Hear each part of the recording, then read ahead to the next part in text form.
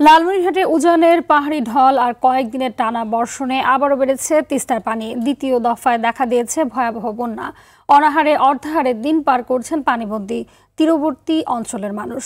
বুধবার পর্যন্ত ভারী বৃষ্টিপাতের আভাস থাকায় আবারও বিপদসীমা ছাড়াতে পারে পানি প্রবাহ। লালমনিরহাট প্রতিনিধি তন্ময় আহমেদ নয়নের তথ্যচিত্রে বিস্তারিত জানাচ্ছেন আবরার মাহি।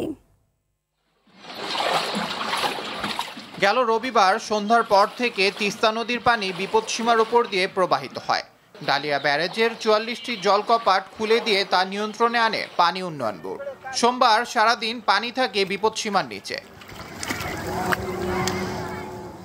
এদিকে জেলার অন্তত ৩০টি গ্রামে পানিবন্দী হয়ে আছে প্রায় ৮,০০০ মানুষ।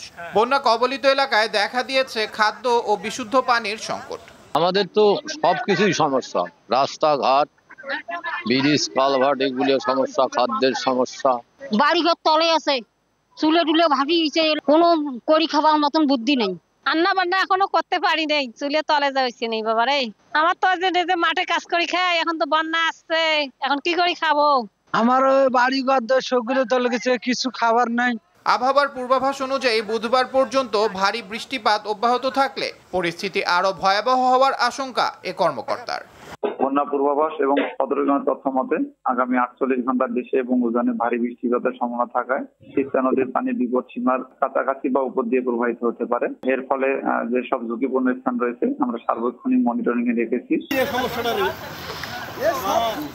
আবরার মাহি, RTV।